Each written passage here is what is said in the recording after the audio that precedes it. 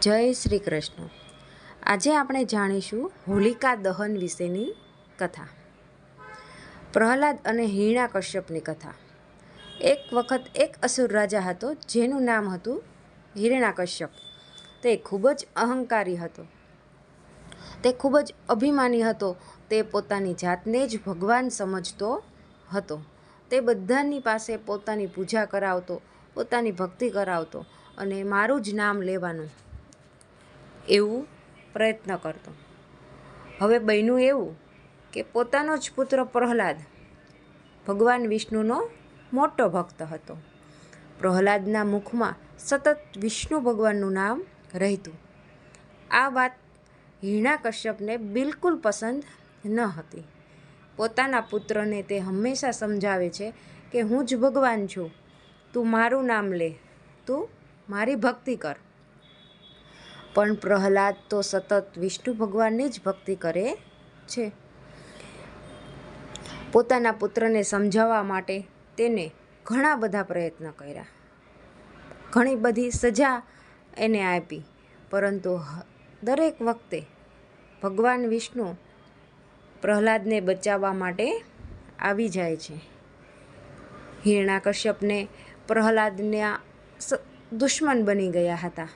તે પોતાના પુત્રને મારવા માટે તૈયાર થઈ ગયા હતા। અંતે તે પોતાની બહેન હોલિકાને બોલાવે છે। હોલિકાને એવું વરદાન હતું, તે અગ્નિમાં ક્યારેય દહન થતા નહીં, માટે તેને અગ્નિમાં હોલિકા પોતાના ખોરામાં પ્રહલાદને લઈને બેસી જાય, જેથી પ્રહલાદનો સંહાર થઈ જાય અને હોલિકા બચી જાય। આવા ષડયંત્રની સાથે અગ્નિ પ્રગટાવવામાં આવી, હોલિકાના ખોરામાં પ્રહલાદને બેસાડવામાં આવ્યો, પરંતુ વિષ્ણુ ભગવાનની કૃપાથી પ્રહલાદ બચી ગયા અને હોલિકાનું દહન થયું। પ્રહલાદ ભગવાનના નામમાં લીન હતા। ભગવાનની કૃપાથી પ્રહલાદ તો બચી ગયા અને હોલિકા અગ્નિમાં બળી ગયા। આ ઘટના પછી લોકો દર વર્ષે હોલિકા દહન કરે છે। આપણને હોલિકા દહન એ શીખવાડે છે કે સત્યની હંમેશા જીત થાય છે, ભક્તિની હંમેશા જીત થાય છે, અહંકાર અને અધર્મનો અંત થાય છે। ભગવાન પોતાના ભક્તોને હંમેશા રક્ષા કરે છે।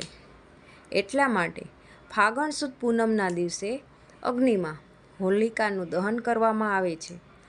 એમાં પ્રહલાદ બચી ગયા એની ખુશીમાં બીજે દિવસે સવારે રંગ ગુલાલથી, આનંદ ઉલ્લાસથી ધૂળેટી રમવામાં આવે છે। આ હતી હોલિકા દહનની કથા। આવા જ ભક્તિ વિડીયો જોવા માટે અમારી ચેનલ સબસ્ક્રાઈબ કરજો। જય શ્રી કૃષ્ણ।